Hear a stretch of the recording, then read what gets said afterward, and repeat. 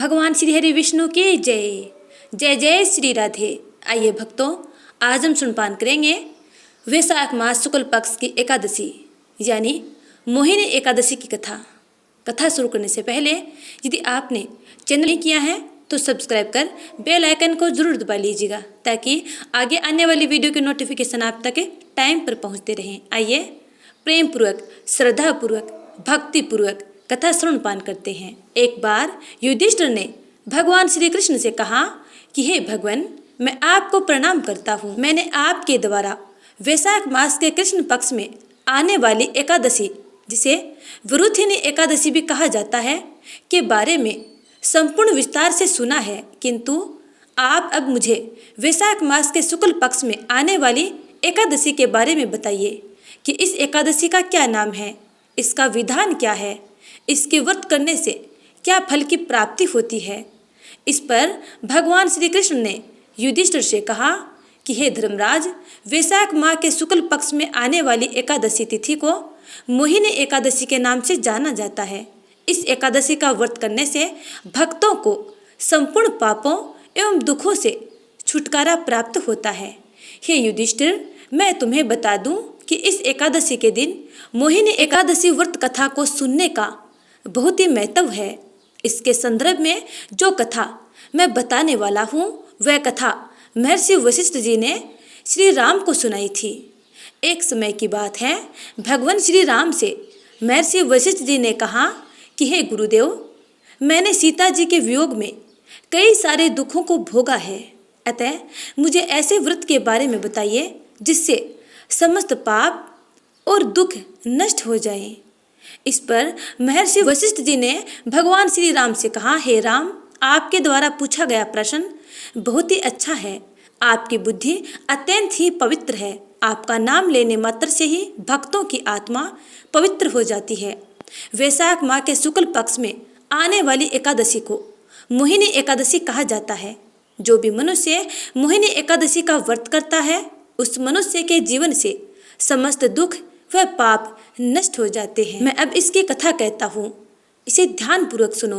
प्राचीन समय में सरस्वती नदी के किनारे भद्रावती नामक राज्य में द्युतिमान नामक राजा शासन करता था। उस राज्य में ही धन धान्य से संपन्न धनपाल नाम का एक वैश्य भी रहता था। वह भगवान विष्णु का बहुत ही बड़ा भक्त था। उसने संपूर्ण भद्रावती नगरी में कई सारे कुएं, धर्मशाला, भोजनालय, सरोवर, प्याऊ आदि का निर्माण एवं सड़कों पर आम, नीम, जामुन इत्यादि विभिन्न प्रकार के कई पेड़ भी लगवाए थे। धनपाल के 5 पुत्र थे, सुमना, मेधावी, सुबुद्धि, धृष्टबुद्धि एवं सुकृति। इनमें धृष्टबुद्धि नामक पुत्र बहुत ही पापी था। धृष्टबुद्धि पितरों को नहीं मानता था। इसके अलावा वह गलत संगतियों में रहकर जुआ खेलता, पर स्त्री के साथ भोग विलास करता एवं मांस मदिरा का भी सेवन करता था। इस प्रकार गलत कर्मों में वह अपने पिता के धन को नष्ट कर रहा था। जब पिता को इन सब के बारे में ज्ञात हुआ तो उन्होंने परेशान होकर धृष्टबुद्धि को घर से निकाल दिया। पिता के द्वारा घर से निकलने के पश्चात उसने कुछ समय तक अपने वस्त्र एवं गहनों को बेचकर अपना जीवन यापन किया, किंतु जब उसके पास धन समाप्त हो गया तो उसके सभी दुराचारी साथियों ने उसका साथ छोड़ दिया। इसके बाद वह भूख प्यास से परेशान हो गया। कोई मार्ग न दिखने पर धृष्टबुद्धि ने चोरी करना प्रारंभ कर दिया। जब प्रथम बार वह चोरी करता हुआ पकड़ा गया तो लोगों ने वैश्य का पुत्र जानकर उसे चेतावनी देकर छोड़ दिया, लेकिन जब वह दूसरी बार चोरी करता हुआ पकड़ा गया तो राजा की आज्ञा के अनुसार उसे कारागार में डाल दिया गया। धृष्टबुद्धि को कारागार में बहुत यातनाएं दी गई। इसके पश्चात राजा ने उसे राज्य से निकाल दिया। इसके पश्चात वह जंगल की ओर चला गया और वहां पशु पक्षियों को मारकर खाने लगा। कुछ समय के बाद में वह बहेलिया बन गया। वह धनुष बाण लेकर पशु पक्षियों का शिकार करके उन्हें खाता था। एक दिन की बात है, वह भोजन की तलाश में इधर उधर भटक रहा था। भोजन की तलाश करते हुए वह ऋषि कौंडिन्य के आश्रम में पहुंच गए।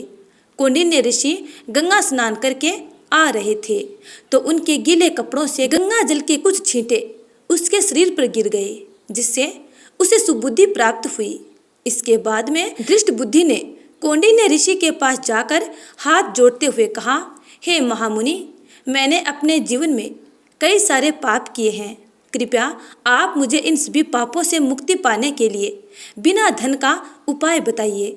दृष्ट बुद्धि के ऐसे वचन सुनकर कौंडिन्य ऋषि उससे प्रसन्न हुए और उससे कहा कि तुम वैशाख माह के शुक्ल पक्ष में आने वाली मोहिनी एकादशी का व्रत करो।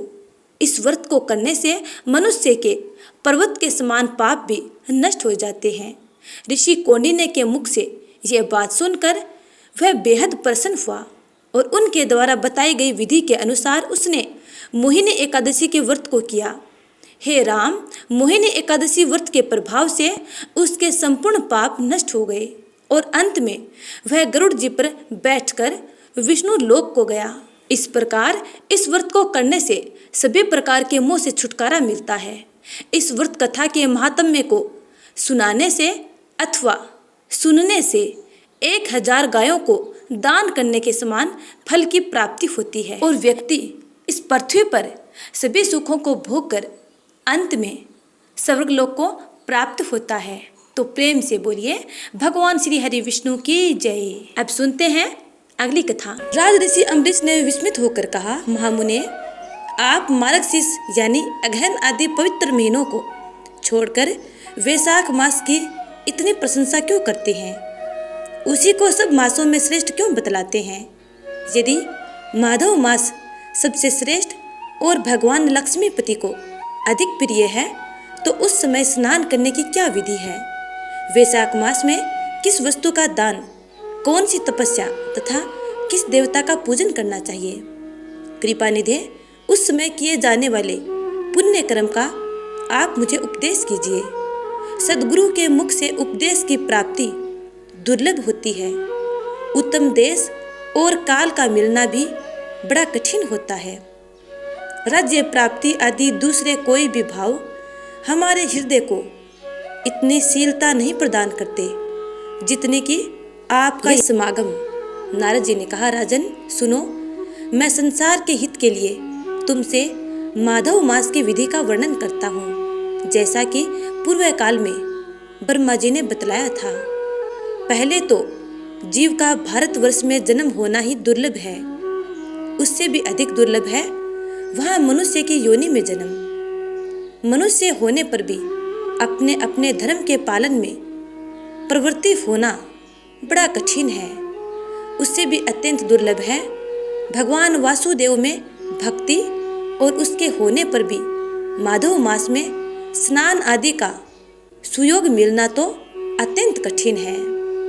माधव मास यानी माधव यानी लक्ष्मीपति श्री हरि विष्णु को अत्यंत प्रिय है। माधव यानी वैशाख मास को पाकर जो विधि पूर्वक स्नान, दान तथा जप आदि का अनुष्ठान करते हैं वे ही मनुष्य धन्य एवं कृतकृत्य हैं। उनके दर्शन मात्र से पापियों के भी पाप दूर हो जाते हैं और वे भगवत भाव से भावित होकर धर्माचरण के अभिलाषी बन जाते हैं। वैशाख मास के जो एकादशी से लेकर पूर्णिमा तक अंतिम 5 दिन हैं, वे समूचे महीने के समान महत्व रखते हैं। राजेंद्र, जिन लोगों ने वैशाख मास में भली भांति के उपचारों द्वारा मधु दैत्य के मारने वाले भगवान लक्ष्मीपति का पूजन कर लिया, उन्होंने अपने जन्म का फल पा लिया।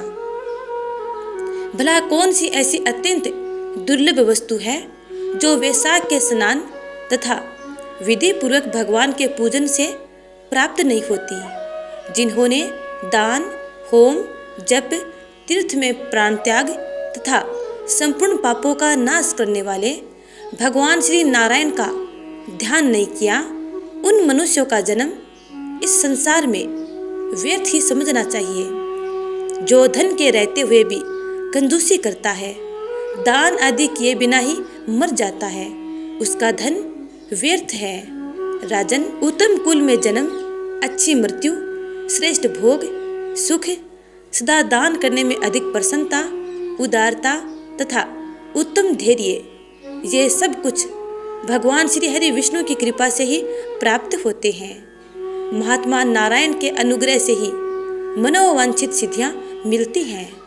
जो कार्तिक में, माघ में तथा माधव को प्रिय लगने वाले वैशाख मास में स्नान करके मधुहंता लक्ष्मीपति दामोदर की विशेष विधि के साथ भक्ति पूर्वक पूजा करता है और अपनी शक्ति के अनुसार दान देता है, वह मनुष्य इस लोक का सुख भोग कर अंत में श्री हरि के पद को प्राप्त होता है। धूप जैसे सूर्योदय होने पर अंधकार नष्ट हो जाता है, उसी प्रकार वैशाख मास में प्रातः स्नान करने से अनेक जन्मों की उपार्जित पाप राशि नष्ट हो जाती है। यह बात ब्रह्मा जी ने मुझे बताई थी। भगवान श्री विष्णु ने माधव मास की महिमा का विशेष प्रचार किया है।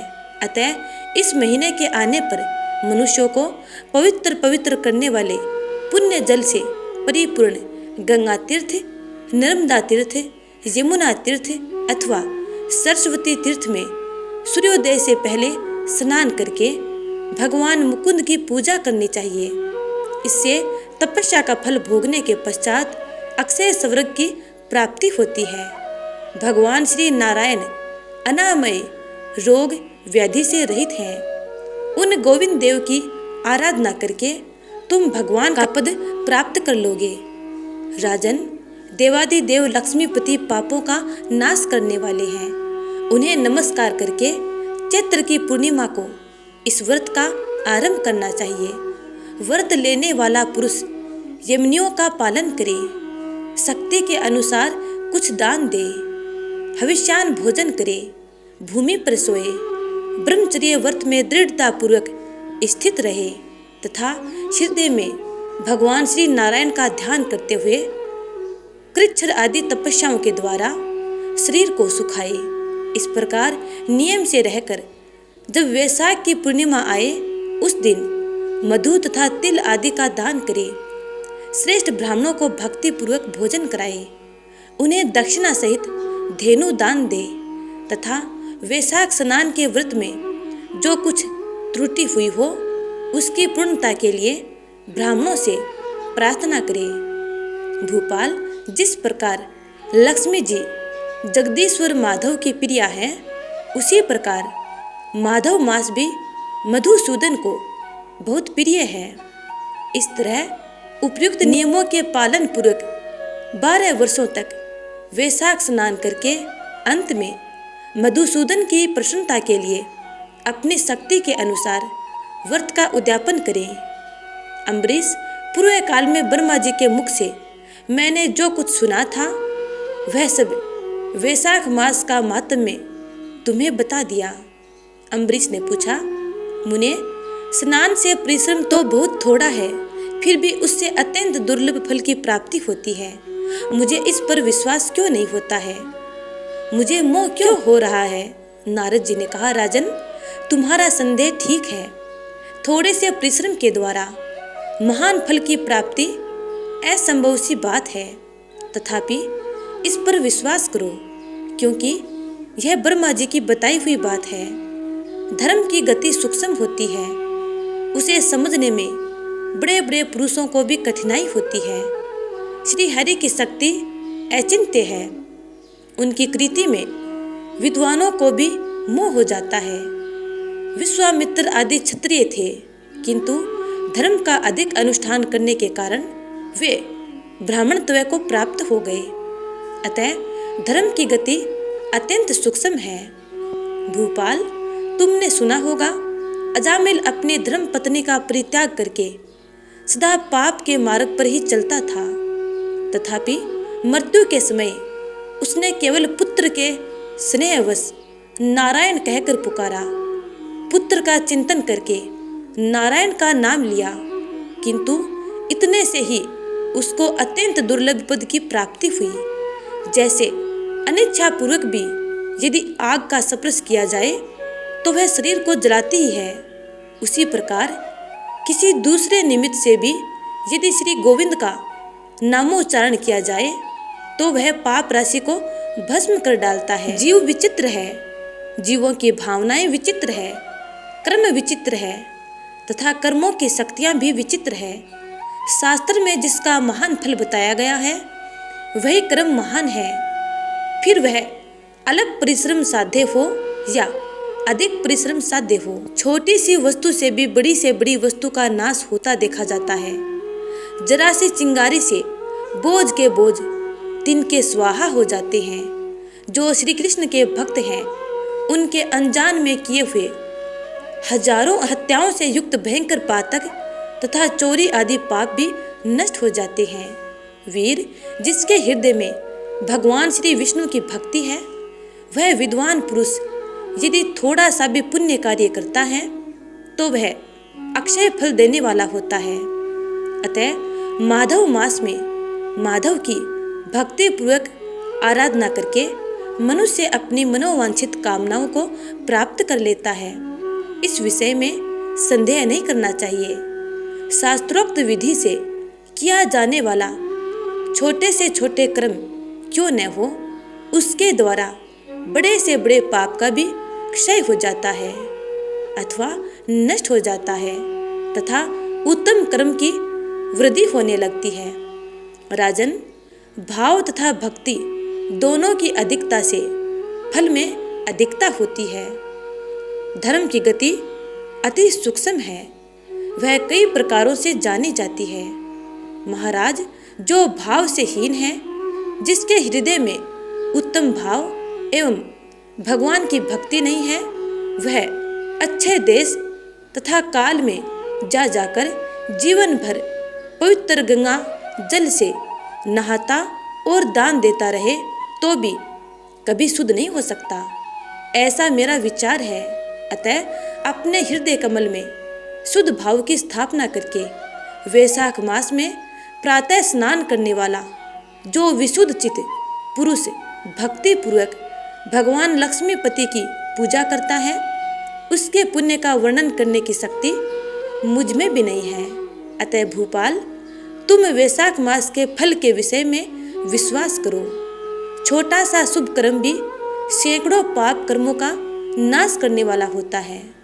जैसे हरि नाम के भय से राशि राशि पाप नष्ट हो जाते हैं, उसी प्रकार सूर्य के मेष राशि पर स्थित होने के समय प्रातः स्नान करने से तथा तीर्थ में भगवान की स्तुति करने से भी समस्त पापों का नाश हो जाता है। जिस प्रकार गरुड़ के तेज से सांप भाग जाता है, उसी प्रकार प्रातःकाल वैशाख स्नान करने से पाप पलायन कर जाते हैं। यह निश्चित बात है। जो मनुष्य मेष राशि के सूर्य में गंगा या नर्मदा के जल में नहाकर 1, 2 या तीनों समय भक्ति भाव के साथ पाप प्रशमन नामक स्तोत्र का पाठ करता है, वह सब पापों से मुक्त होकर परम पद को प्राप्त होता है।